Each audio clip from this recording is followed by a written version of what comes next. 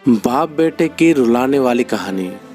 आनंद एक कॉलेज में छात्र था। उसने एक डीलर के शोरूम में एक सुंदर स्पोर्ट्स कार देखी थी और वो लंबे समय से अपने लिए एक ऐसी ही कार चाहता था।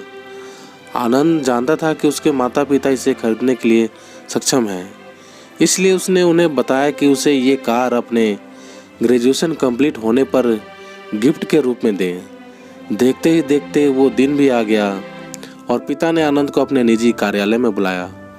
उन्होंने उससे कहा कि मुझे तुम्हारे जैसे अच्छे बेटे पर बहुत गर्व है। उन्होंने उससे बताया कि वह उससे कितना प्यार करता है और उसे एक प्यारा रैपर से लिपटा हुआ उपहार दिया।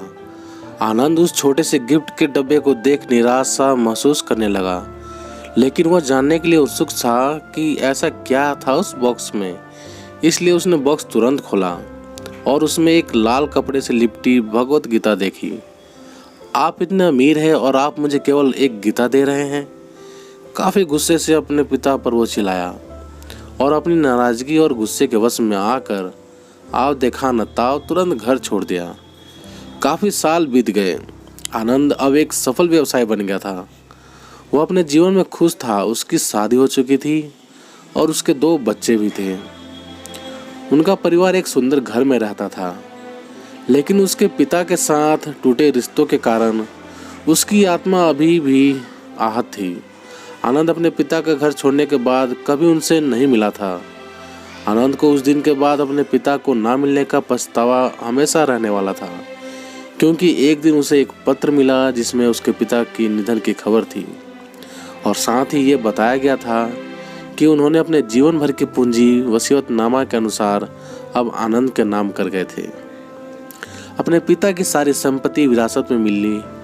तब आनंद अपने पिता के घर पहुंचा और कुछ महत्वपूर्ण कागज की तलाश करने लगा और गलती से वही उसे भगवत गीता का उपहार लिपटा हुआ मिला, जिससे देख उसे फिर उसी उदासी का एहसास हुआ। उस गीता को उसने अच्छे से देखा तो उस पर अपने पिता की हैंडराइटिंग में कुछ लिखा पाया। उस पर लिखा था, मैं खुद को बेचकर भी हर सपना पूरा करूंगा तेरा, बस तू सपने जरा बड़े देखना। ये बोल रहा बाप नहीं, जिंदगी का सबसे पहला दोस्त तेरा। ये कविता पढ़ी थी कि अचानक उस किताब से एक चाबी गिरी, जिसके ऊपर लगे टैग पर उसके ग्रेजुएट होने की तारीख के साथ कांग्रेचुलेशन और आई लव यू लिखा हुआ था। आनंद के सर के ऊपर से उसके पिता का साया तो पहले ही उठ चुका था और आज उसकी जिंदगी की सबसे बड़ी गलती के बारे में जानकर उसके पैरों के नीचे से जमीन भी खिसक गई। इस दिन आनंद की आंखें और रूह दोनों पछतावे के आंसू रोई। तो दोस्तों, ये कहानी आप सभी को कैसी लगी कमेंट में लिखकर हमें ज़रूर बताइएगा। यदि कहानी पसंद आई हो तो लाइक कीजिएगा, शेयर कीजिएगा और चैनल पर नए हो तो प्लीज़ सब्सक्राइब जरूर कीजिएगा। तो चलिए दोस्तों, मिलते हैं आप सभी से एक और नई कहानी के साथ। तब तक के लिए जय हिंद, वंदे मातरम।